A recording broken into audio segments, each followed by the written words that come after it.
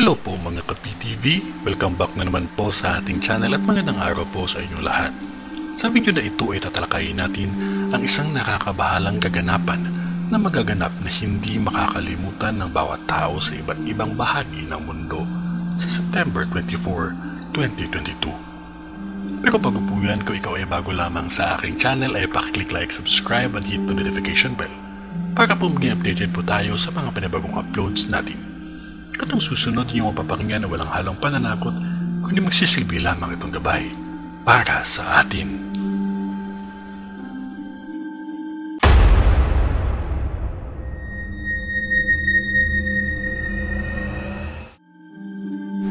Di na mapigilan ang pagkalat ng mga balita sa social media ang posibleng nakakapanindig balahibo na kaganapan sa petsa ng September 24, 2022. Isa-isahin natin ang mga prediksyon at mga balitang nakikita natin bago pa ito mangyari.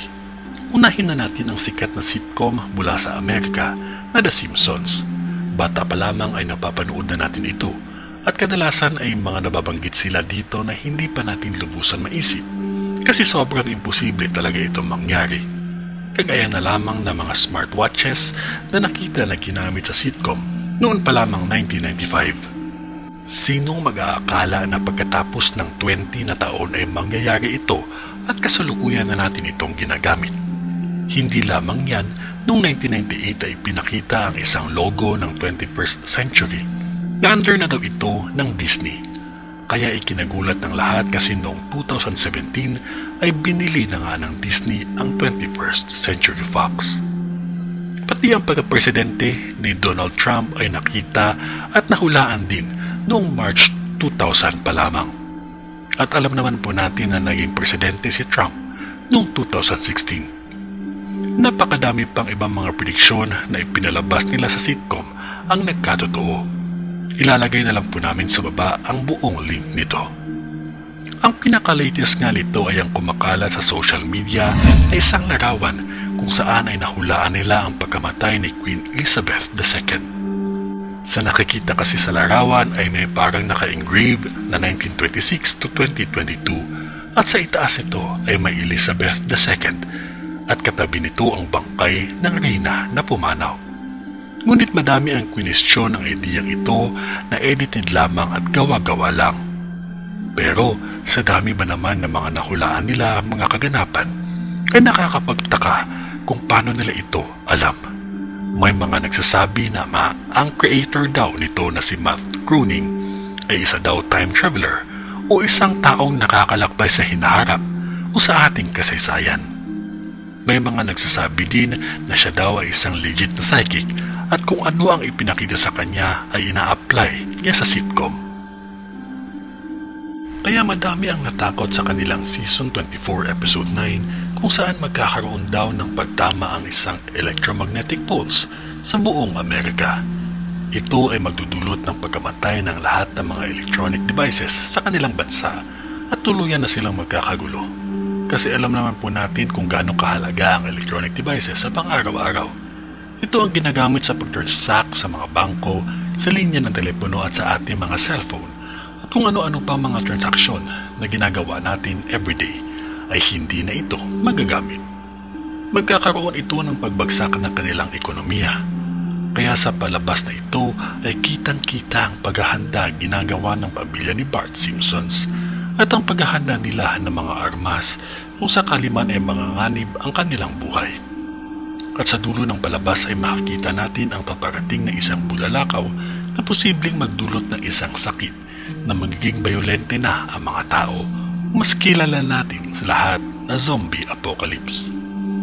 Ang nakakatakot pa ay madami ang mga nagsasabi na ang Season 24 Episode 9 ay isa daw itong clue kung kailan ito magaganap. At karamihan pa sa mga netizens at mga conspiracy theories ang nagsasabi na itong S24E9 ay September daw dahil pang siyam na buwan. At D24 meaning September 24, 2022 daw ito mangyayari. Madami ang mga natakot dito pero hindi pa natatapos dito ang ating prediksyon. Kasi may isang video din na kumakalat kung saan may isang speech ang isang politiko ng bansang Germany. Ito ay nasa salitang German kaya ito ay nakatranslate lamang sa ating wikang Pilipino. Ayon sa kanya, ay sa September 24, 2022 ay magkakaroon daw ng pangyayari kung saan lahat ng tao sa mundo kahit saan ka man ay hindi mo makakalimutan ang magaganap sa araw na ito. Kaya madami ang nababahala sa sinabing ito ng isang politiko sa Germany. Ano kaya ang magaganap sa araw na iyan? Bakit kaya hindi natin ito makakalimutan lahat? Wala naman silang sinabing o ibinigay kung ano ba talaga ang mangyayari. Pero nakakapagtaka lang kasi napapabalita din na pinull out na ng Vatican ang kanilang lahat ng mga assets at inilagay nila ito sa Vatican Bank sa kanilang bansang Roma. May mga nababasa din kami sa online na itong araw na ito ay ang pag-usbong ng panibagong Hitler. Ito na kaya ang araw na inihahanda nila ang Antikristo? Ito na kaya ang araw na ipapakilala na siya sa pamamagitan ng isang kaganapan na siya ang may gawa na hindi makakalimutan ng buong mundo? Hindi pa dyan nagtatapos. Kasi sa isang lugar sa Amerika na Denver ay nag-anunsyo sila sa kanilang mga residente na maghanda para sa isang emergency na magaganap. Ang kanilang gobyerno ay nagbigay ng mga bags para malagyan ng mga pangangailangan ng mga supply sa pang-araw-araw. Kaya madami ang nagtaka kung bakit nila ito ginagawa. Kasi ang lugar ng Denver daw ay isa sa pinakaligtas sa mga hamon ng kalikasan, kagaya ng lindol, baha at bagyo. Itinuturing ang Denver na pinakaligtas sa lugar ng mga mayayamang tao o mga elitista. Maliban na lamang sa mga sunog, pero ito ay nangyayari kapag tag-init lamang at ito ay nagaganap sa mga liblib na lugar. Kaya madami sa kanilang mga residente ang nagtatanong kung para saan ang bags na ito. Kasi ang chances na magkakaroon o tatama sa kanila ang dilubyo ay napakaiksi lamang.